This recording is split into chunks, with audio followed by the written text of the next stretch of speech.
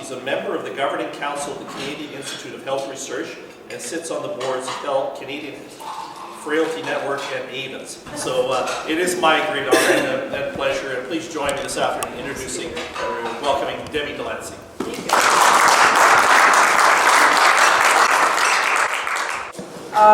Austin approached me to talk about healthy aging, and I had to think about it because I'm not a clinical practitioner, I'm not an allied healthcare professional, and I thought, what do I have to share? But it is an issue I've worked on for many, many years in a policy context, and that I'm still involved in, and that I'm actually quite passionate about. So I decided to talk to you today through the lens of the work I do with the Canadian Frailty Network, and Peter mentioned I've been on their board now for 5 years.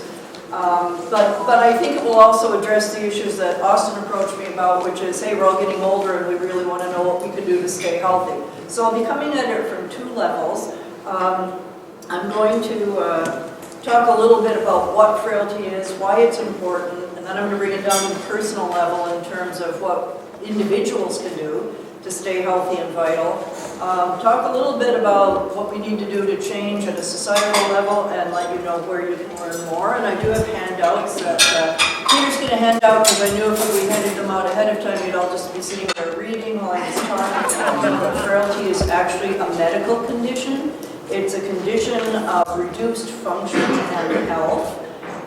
And a lot of people, including many healthcare professionals, assume that you just automatically become frail as you get older and that it's just a side effect of aging. This is actually not true. It is more common in older adults. Certainly younger people can experience frailty if they have a chronic disease or if they've been ill. It gets increasingly common once you hit 65. About half the people over 80 could be diagnosed as experiencing frailty. For some reason, it's more prevalent among women, and it's also more prevalent amongst population groups that have poorer health outcomes. So in Canada, there's a higher level of frailty at lower ages amongst Indigenous people. It's often associated with poverty. But we figure right now there are probably 1.6 million Canadians living with frailty, and that is going to increase as our population ages. So more than 2 million people in the next 10 years.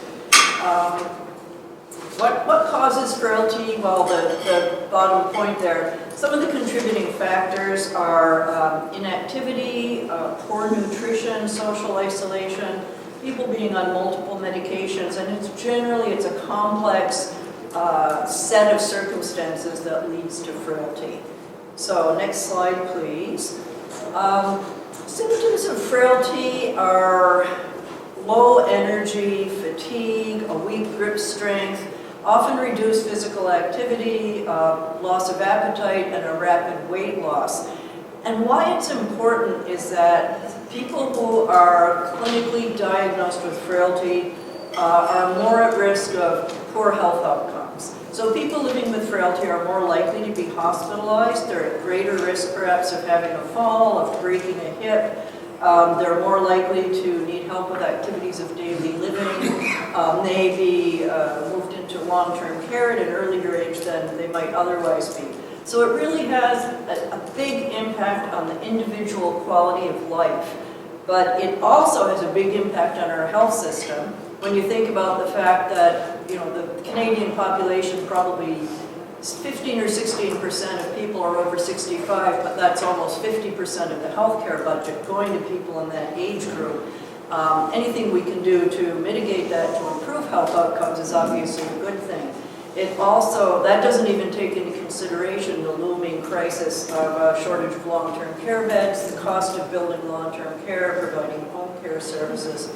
So if we can avoid frailty, we can have an impact on people's lives at the individual level, we can reduce stress on caregivers, but we can also have a huge social impact at a societal level. Next slide, please.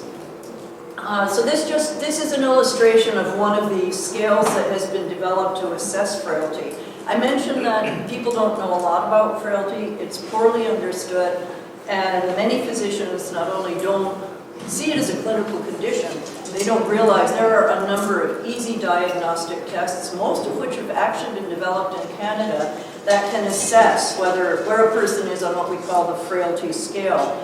Doctors don't usually do this. You don't usually get it done at your primary care clinic, and if you're admitted to the ER because you've had a fall or you've got pneumonia, it's very rare for a doctor to do a frailty assessment. But in fact, it's a best practice, because if they see where you are, they can avoid you going down on the scale. And the important point here is that frailty can be mitigated and it can be reversed. If it's caught in time through diet, through exercise, you actually can bring yourself back up to a higher level of health.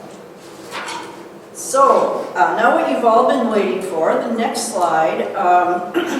Obviously, prevention is better than mitigation, and I'm going to talk a little bit about the Avoid Frailty campaign of the Canadian Frailty Network.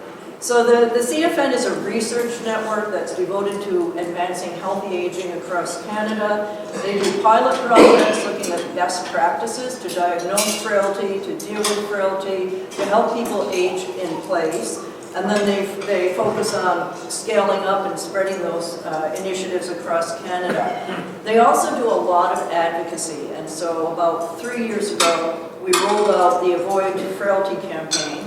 And basically, what AVOID stands for is 5 simple steps that anyone can take to age healthily, to stay healthy longer, and hopefully to be able to live independently for more years. I'm going to talk just a little bit about each one of these. So if you want to go to the next slide. A is for activity, and we all know about the importance of physical activity, but exercise can slow frailty. Exercise can actually reverse frailty for people that have the symptoms. It can keep you mobile, improve mobility, it extends years of independent living, it lowers the risk of dementia, and prevents falls. So doing things like something that gets your heart rate up, working on muscle strength, working on balance. I mean, actually 3 years ago, the Park and Recreation's Elders in Motion program was showcased at a CFN conference as a best practice, because they bring elders together, they use the resistance bands.